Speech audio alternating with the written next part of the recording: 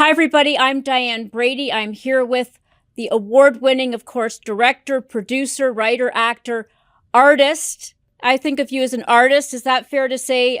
Baz Luhrmann, who, of course, most recently directed Elvis. Of those various titles, Baz, which do you value the most? I think for sure artist, because Diane's a really good, it never comes up, but whoever I'm with, they go, well, you made Elvis, you're a filmmaker, or you're made a hotel, so, And really, I only define myself by one thing, and that is I work in the currency of stories and ideas. And really, that's artist, creator. That's what I think of myself as. I never feel like I belong to one club or the other. So, Baz, I'm sure a lot of people come to you with projects. What was it about this one with Bombay Sapphire that appealed to you? Well, I was at the end of Elvis, and I was in that moment where I was feeling where I am in my own journey. I was very supported by other creative people when I was young. And I really am focused on trying to give back, pay it back and lift up the incoming generation. And so we were talking about, because obviously Bombay have really strong resources, and we've done something in the past about this belief I have, which is that, and it's true and heartfelt, and that is that everybody is inherently creative. Mm-hmm. I really believe that.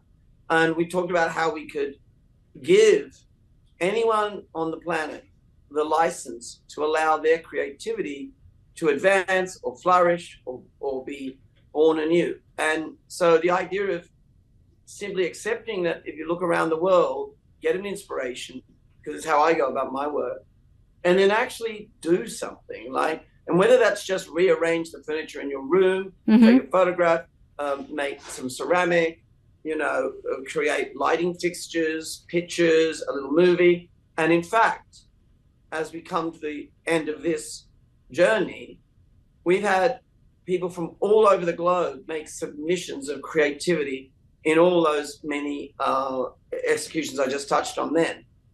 And on top of it, the cream on top is we were able to engage, because I really think you can't do anything right now and not look at AI directly, look it in the eyes. And so I had the great privilege of being able to button in with AiDa from Oxford, who built AiDa, the world's first actual female painting robot. And AiDa is really something of an experience that even I was kind of surprised by. It's funny you've identified a gender to the robot. Is there a certain way she approaches her art? You know what's really interesting? I don't know if this is answering the question, but the other day in London, there was a press conference, and a journalist said to me, look, is AiDa female, and is Siri female because it's less threatening, right? Mm-hmm. And I said, look, I haven't been really involved in those decisions, but why didn't you ask AiDa? And actually, the journalist then turned to AiDa and AiDa said, well, and I don't want to send AiDa up too much. She said, well, gender is very much a subject that we are all discussing today. But I have to say, I am very proud to be representing an underrepresented gender when it comes to painting. And it was incredible to see this journalist go, okay, good answer. Right. Good answer. That's how engaging she can actually be. I've always loved one of the it's on your website. A life lived in fear is half lived. AI is inducing as much fear right now as it is potential. How is it impacting your creative process? Because I'm talking to you at a time when Spotify has pulled AI produced music off. We've got a writer's strike going on where AI is part of this existential crisis. Yeah. Well, actually, it's exactly why I'm involving AiDa in this, because you've got to look at it squarely in the eye, and it's not going to go away. Right. I tell you something. I actually asked AiDa that question this morning. I said, AiDa, do you think AI is threatening? There's fear that it'll take over the world, it'll displace human function. And she said, actually, as with any new technology, she said, anything, there will always be, one always has to be really aware that it can be used in a nefarious and destructive manner. She said, but it can also be used in a positive manner. But she was very clear that it wasn't something that you could ignore, that yes, indeed, it could have destructive purposes. The thing about AiDa and AI that I don't fear creatively at all is that for all the things that AiDa can do, she can't really adapt. She can't be imperfect. And creativity comes from being human. And, you know, humanity is imperfect. It's kind of chaos when you get a great actor in front of you.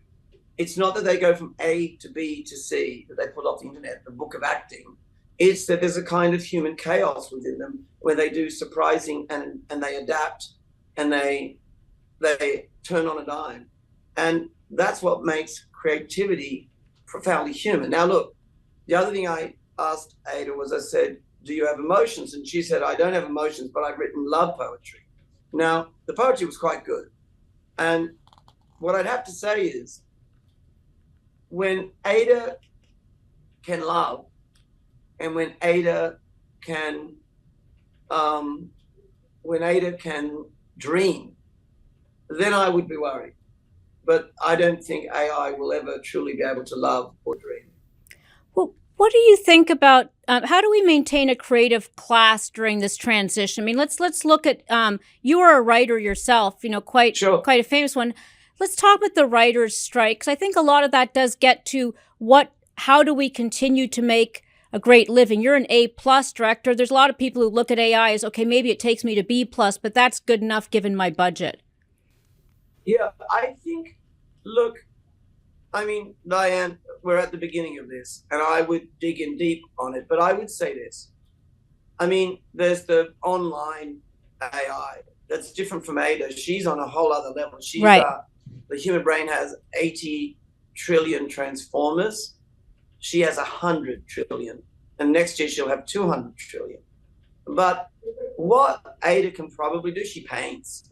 And the art's okay, I think.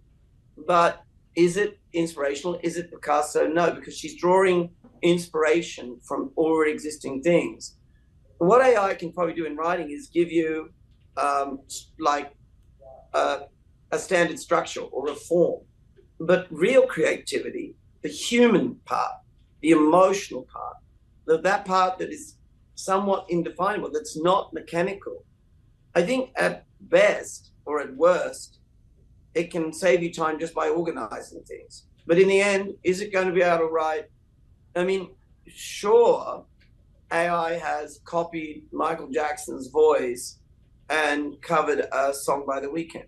But there was Michael Jackson and there was The Weeknd. Right. Like, you know, they didn't come out of a vortex. You can ask AI, write a song or do a little clip. Already you've got digitals in the style of Baz Luhrmann, do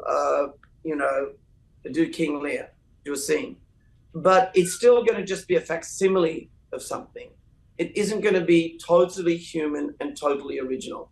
And I hope it's got to be governed. I'm not saying there aren't pitfalls. We should be absolutely concerned about AI. No question. No question. We should absolutely be looking at changes in our mechanics. For example, I don't know if it's well known, but you cannot copyright something that AI made. If AI makes a song, like the paintings that AiDa is doing, we're selling them on the labels of the Bombay Sapphire bottles for charity to help emerging artists, right? But you can't actually copyright the art. You can't copyright something that a machine made. So we're going to have to look at that. You know, there's a lot of things we need to pay attention to. And if nothing else, AI certainly got everyone's attention. Well, it just isn't going away. So let's get on board and let's really dig in and start looking at what we have to do to govern it for good. Excellent. Well, it saw this, made this. I don't know if there's anything else on your radar that you would put on ours, Baz, to finish off, but look forward to seeing it. Well, I look forward to seeing you guys come and see it, but I have to say the response, just to think of someone, for example, in India, in Mumbai, who saw baskets of spice and made these beautiful, beautiful kind of furniture cushions. I mean, that's the kind of thing that we hope would happen. And that's been really uplifting. And so, yes, the journey's been really worthwhile. Great. And I'll see you today. Thank you very much. Thanks for joining us.